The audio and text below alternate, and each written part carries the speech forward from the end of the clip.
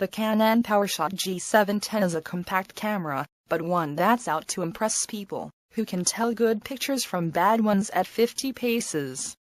It has a much larger sensor and much sharper lens than the average compact, offering much greater low-light flexibility and creative control than most. It's one of the most convincing alternatives to the fantastic Sony RX100 III we've seen. But is the £579.99 Canon Powershot G710 really as good? The aim of the Canon Powershot G710 is to fit some moderately serious camera hardware into the body of a normal compact. The big deal here is that it uses a 1-inch sensor, rather than the 2.3-inch sensors still used in many compacts. Hey guys, welcome to the second video from the Flora Photo Kina. Back at Canon again, and you got to give it to them for sticking at markets that other brands seem to be abandoning. This time, the prosumer level compact cameras, even though they have turned the G7X into a selfie camera. Let's have a look around. So whilst this is a pretty tiny body, it does have a variable aperture lens that goes from 1.8 to 2.8, and it has an effective field of view of 24 to 100 millimeter. Oddly on this one, the ISO kicks off at 125, not 100, and it'll go all the way through to 12,800. Like the G7X, it's got a clicking adjustment dial around the lens. Something unusual for a camera at this point in the market, it's got a dedicated exposure compensation button, which is really handy if you're shooting in varied light environments. You can see the rear screen takes up the majority of the back of the camera. It's 3-inch and over 1 million pixels. The rear screen just flips up, perfect for selfies, but not much use for anything else. It also has a built-in ND filter and Wi-Fi and near-field communication. And somewhere in there, there's a 20 megapixel 1-inch CMOS sensor.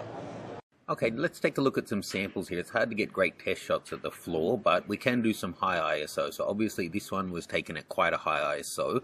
This one here is at 3200. One shot and it gives you 5 different filter looks on it. That's Toby, one of my assistants for the Photo Kina time.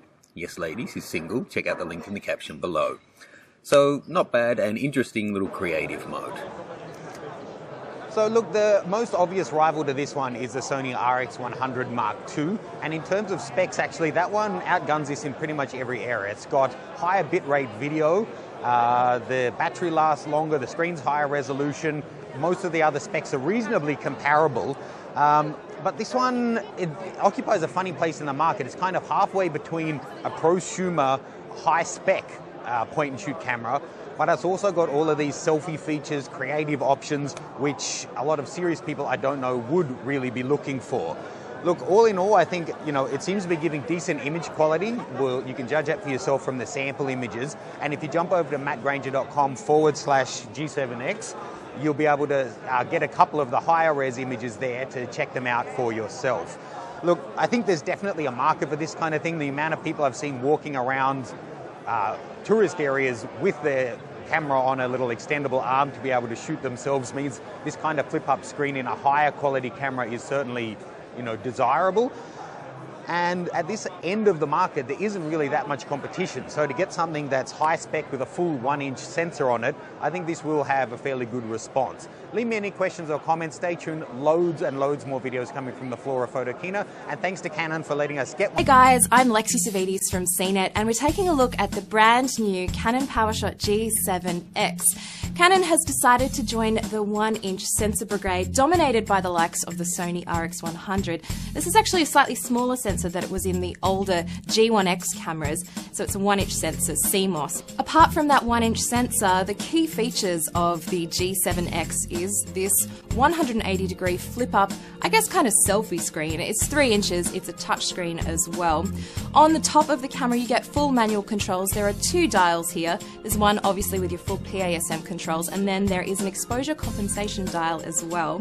I mentioned that 20.2 megapixel CMOS sensor inside, that's the 1-inch.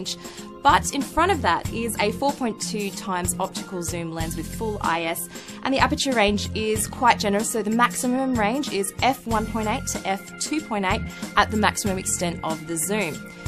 Now when you turn the camera on and start to play around with features, you'll notice that Canon has carried across this rotating lens control ring in front right here. Now this can be used to control your aperture and shutter speed, as well as control the zoom depending on what mode you're in. For the connectivity junkies out there, you get Wi-Fi and NFC, so you can easily transfer photos from this camera to your smartphone or tablet. There's a 9-blade aperture, so you get really smooth out of focus areas or bokeh, and also you get 60p video recording with full manual controls, and that's also in MP4. This has been a first look at the brand new Canon G7X. If you want to find out full specs and many more details, head over to the first look over at